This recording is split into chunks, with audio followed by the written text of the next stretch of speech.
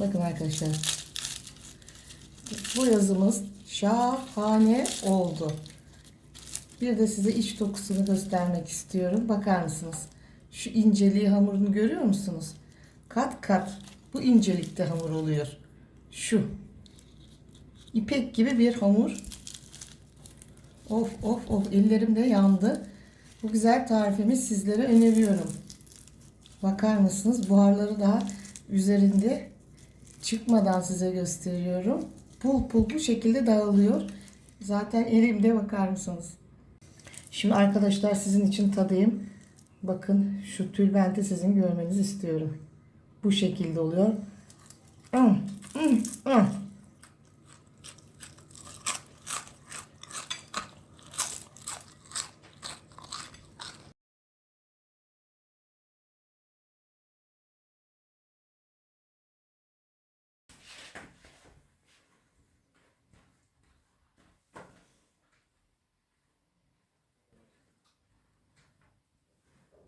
Merhaba arkadaşlar, Selvi'nin mutfağına hoş geldiniz. Bir İzmirli olarak İzmir'in meşhur boyazını sizler için bugün hazırlıyorum. 6 su bardağı öncelikle unumuzu eliyoruz. Eleyerek işe başlıyoruz. 6 bardak oluyor bu şekilde. Hepsini birlikte eliyoruz.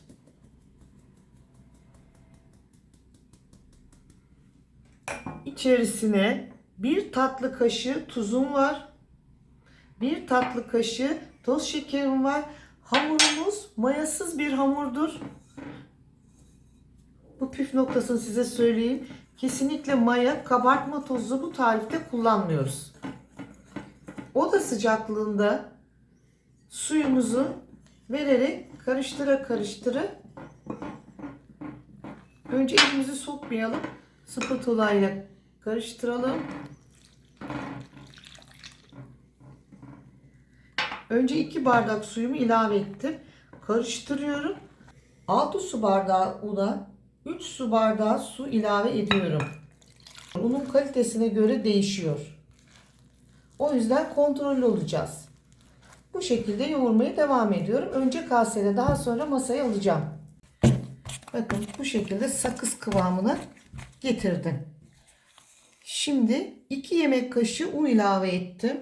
Masama alıyorum ve yoğurmaya devam edeceğim.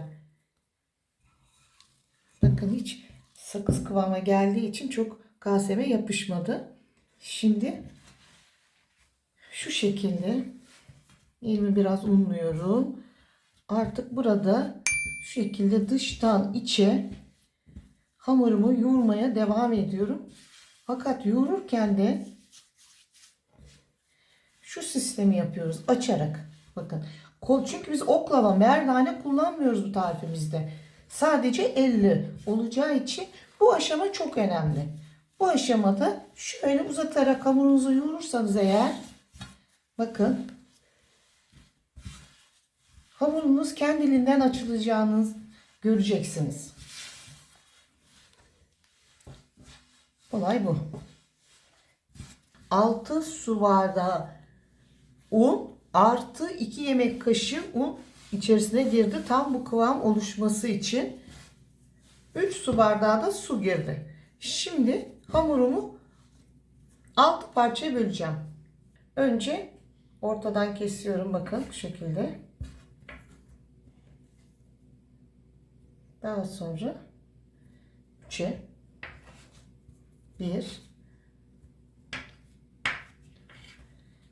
3 bu şekilde. Şimdi bunları beze yapıyorum.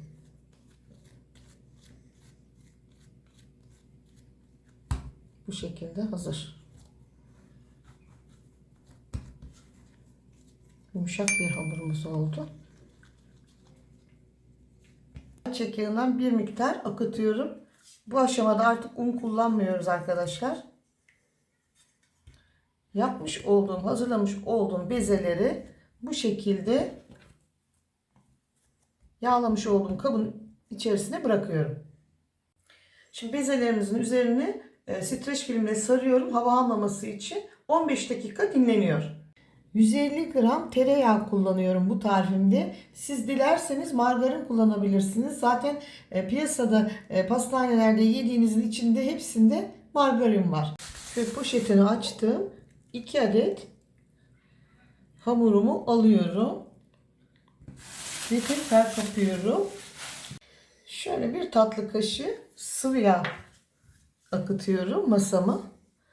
Tabi tahta varsa daha da kolay olur. Bu boyaz yapımında merdane, oklava kullanmıyoruz arkadaşlar. Şu elimizle bir küçük yuvarlak açıyoruz. Şöyle her tarafı eşit olması için ben bu şekilde yapıyorum.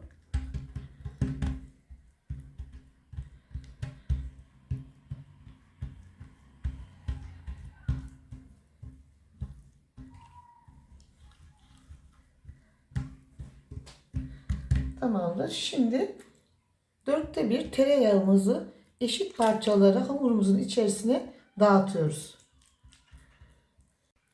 Şöyle tereyağımı ince bir tabaka halinde sürdüm. Bakın bu hazır. Şimdi ikinci hamurumu açıyorum. Üzerine kapayacağım.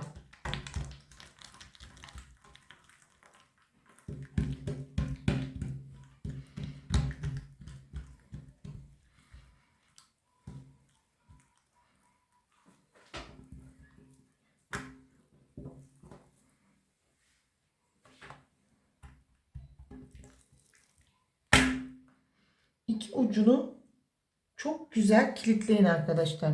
Şu iki uç iyice kilitlediğinden emin olun. Çünkü bu araya sürmüş olduğumuz tereyağı dışarı çıkmasın. Açacağımız için içeride kalsın. Bakın güzelce şöyle kenarlarını kilitledikten sonra iyice şöyle biraz bastırıyorum. Ve arkadaşlar bu şekilde tam yağla birlikte yarım saat hamurumuz dinlenecek. Tepsiye alıyorum.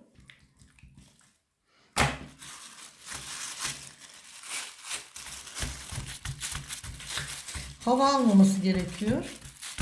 Tekrar üzerine poşet kapıyorum. Bu şekilde yarım saat bekleyecek.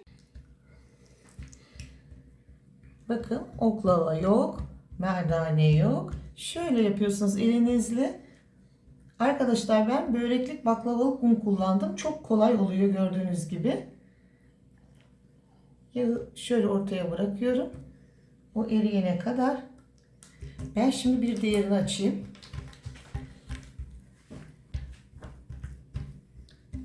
Bunu hiç börek yapmamış kişiler bunu rahatlıkla yapabilir arkadaşlar. Bakın üçüncüsü de bu şekilde hazır. Şimdi poşetle güzelce kapatıyorum. Önce şöyle yapıyorum. Bakın. Şimdi üzerine bir poşet daha örtüyorum. Her katında poşet var arkadaşlar. Kesinlikle birbirine yapışmaz. Bu şekilde bir yarım saat dinlenecekler. Poşetini açtım. Yarım saat dinlendi. Bakın. Bu şekilde alıyorum bir tanesini. Hepsini kaldırıyorum. Şöyle ters çeviriyoruz. Naylonumuzu alıyorum. Şu şekilde.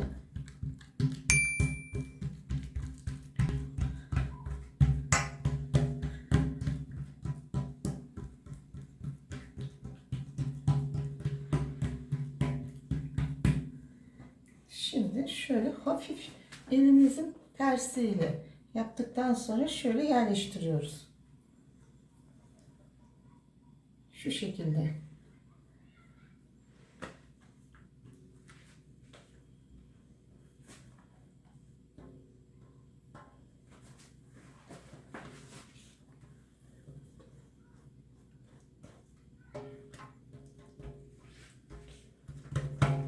Yırtılmalar olabilir. Hiç önemli değil. Çünkü zaten katlanacak katmer şeklinde.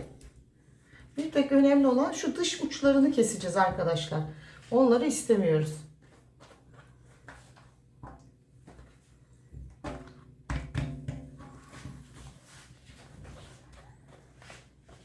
Bakar mısınız? Parmaklarım görünüyor. Bu şekilde havalandırırsanız çok güzel açılıyor.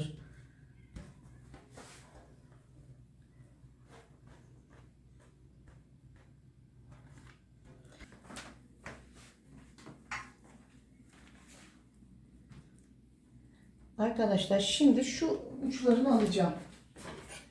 Bu uçları sertlik yapıyor. Bunları da hemen bir tane gözleme yapıyoruz biz. Pişirip yiyoruz. Uçlarını bu şekilde alıyorum. Şimdi katmer şeklini vereceğiz arkadaşlar. 4'e katlıyoruz. Bakın şu uçlarını alıyorum ben. İçinde kalın kalın ağza gelmesini sevmiyorum. Böyle alıyorum. Yalnız önce katlayın. Daha sonra bu şekilde katlanacağı için burada yerken ağzımıza pul pul dökülmesi için bu kat şekli çok önemli. Şimdi şu katlarını alıyorum. Bakın aldım. Şunu alıyorum.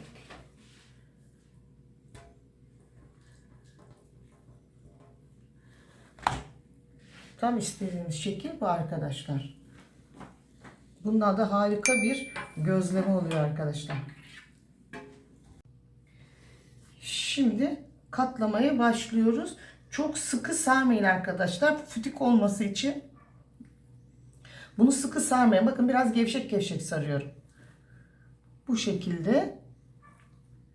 Şu uç noktalarını da şu kalan kısmı var ya arkadaşlar, onu yapıştırın böyle bakın. Ters çeviriyorum. Şöyle hemen bir tutturuyorum. Açılmaması için.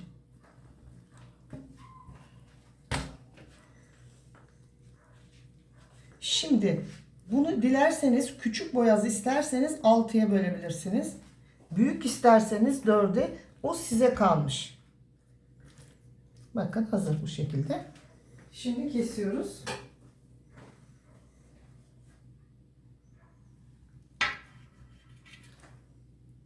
Ben büyük boyaz sevdiğim için büyük parçalar kesiyorum. Şöyle size göstereyim. Bakın kat kat hamur. Kat kat hamur ne yapıyoruz? Şöyle 3 parmağımızla bunu böyle bastırıyoruz. Bakın. Şu şekilde katları açılmış oluyor. Bu şekilde hazır tepsimize koyuyoruz. Bir tane daha size göstereyim. Bakın katlarından bastırıyoruz. Şimdi yarım saat tepside dinlenecekler. Tekrar üzerinden bir kez daha bu şekilde bastıracağım. Şöyle hepsini ben bir göstereyim. Bakın hava kabarcıkları şimdiden başladı. Şu kat. Şu şekilde. Şöyle hemen.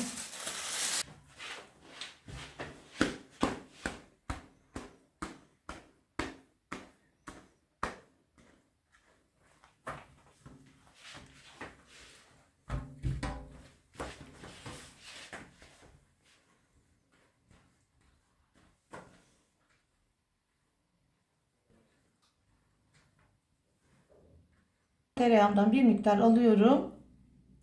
Şöyle şöyle üzerlerini hafif hafif bastırıyoruz. Biraz yassılaştırıyoruz.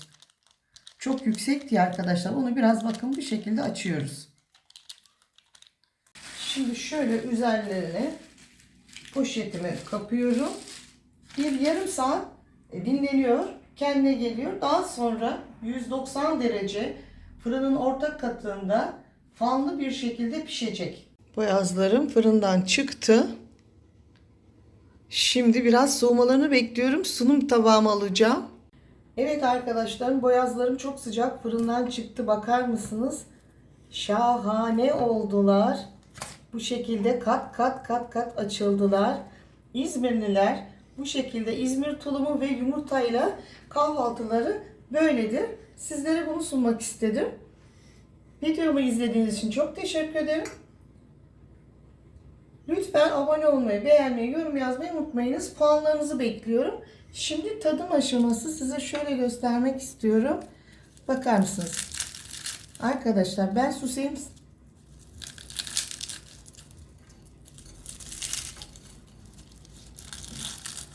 Boyaz dendiği zaman arkadaşlar şu çıtırtı olacak. Bakın, bakın arkadaşlar. Bu yazımız şahane oldu. Bir de size iç dokusunu göstermek istiyorum. Bakar mısınız? Şu inceliği, hamurunu görüyor musunuz? Kat kat bu incelikte hamur oluyor. Şu. İpek gibi bir hamur. Of of of, ellerim de yandı. Bu güzel tarifimi sizlere öneriyorum. Bakar mısınız? Buharları daha üzerinde çıkmadan size gösteriyorum. Pul pul bu şekilde dağılıyor. Zaten elimde, bakar mısınız? Orijinal İzmir'in boyazını sizler için hazırladım. Deneyecek olan herkese afiyet olsun. Bu güzel tarifim. Şimdi arkadaşlar sizin için tadayım. Bakın şu tülbenti sizin görmenizi istiyorum. Bu şekilde oluyor.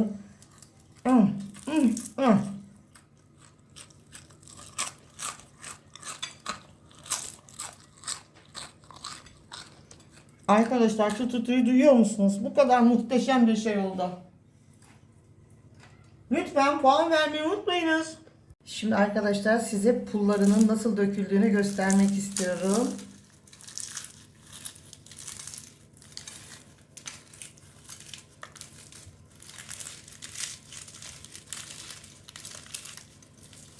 Orijinal boyazımız hazır.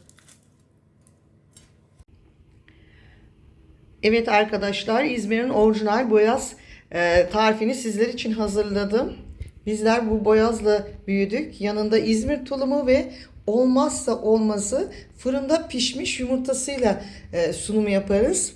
Zaten boyaz satan pastanelerde aynı şekilde sunum yapar. Videomu izlediğiniz için çok teşekkür ederim. Eğer hala abone değilseniz lütfen Serve'nin mutfağına abone olmayı, beğenmeyi, yorum yazmayı, bundan sonraki tariflerimden haberdar olmak için lütfen zil tuşuna basınız. Hoşça kalın, sağlıkla kalın, mutlu kalın.